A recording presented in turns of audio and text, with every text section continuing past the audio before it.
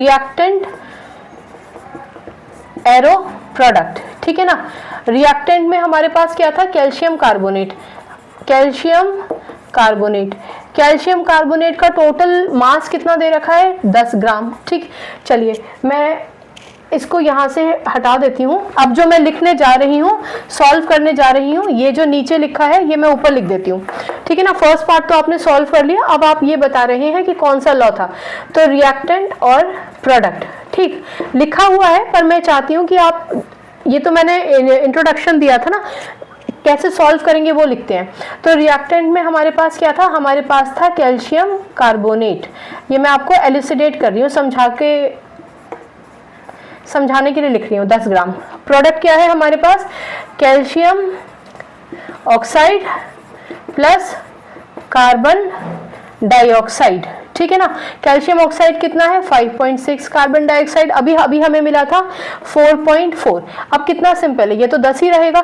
ये 5.6 और 4.4 को अगर हम जोड़ दें, 6 और 4 10, हासिल लगा 1, 6 और 4 10, यानी 10 ग्राम इक्वल्स टू 10 ग्राम, ठीक है ना। तो ये भी 10 ग्राम है, ये भी 10 ग्राम है, यानी जितना मास रिएक्टेंट का था उतना ही मास प्रोडक्ट का भी है। तो ये जो हमारा सेकंड पार्ट था कि which law of chemical combination will you use in solving this problem, तो आप लिखेंगे we will use law of conservation of mass. We will use law of conservation of mass in solving this problem, क्योंकि law of conservation of mass ही कहता था कि जितना reactant है उतना ही प्रोडक्ट बनेगा, जितना मास रिएक्टेंट का है उतना ही मास प्रोडक्ट का भी होगा, ठीक है। अच्छा, अब एक यहाँ पॉज लीजिए और सुनिए, ये जो मैंने आपको अतिरिक्त स्टेप बताया ना, ये आपको लिखने की ज़रूरत पड़ेगी नहीं अगर आप शुरुआत में ही ये लिख देंगे, क्योंकि आपके पास यही तो नहीं था। आप इसकी जगह वैल्यू लगाइए, इन दोनों को कैलकुलेट कीजिए, ये आपने पहले से लिख ही रखा है, तो आप यहीं के यहीं जस्टिफाई कर सकते हैं। ये मैंने आपको समझाने के लिए लिखा था, ठीक है। एग्जामिनर को समझाने के लिए आपको अलग से कुछ लिखने की ज़रूरत नहीं है।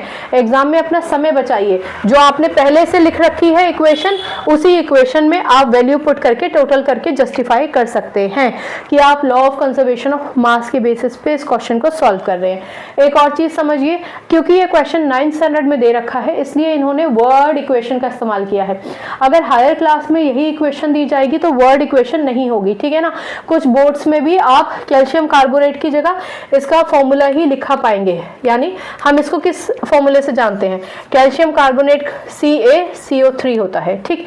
कैल्शियम ऑक्साइड CaO होता है, और कार्बन डाइऑक्साइड आप सभी जानते हैं CO2 होता है, ठीक।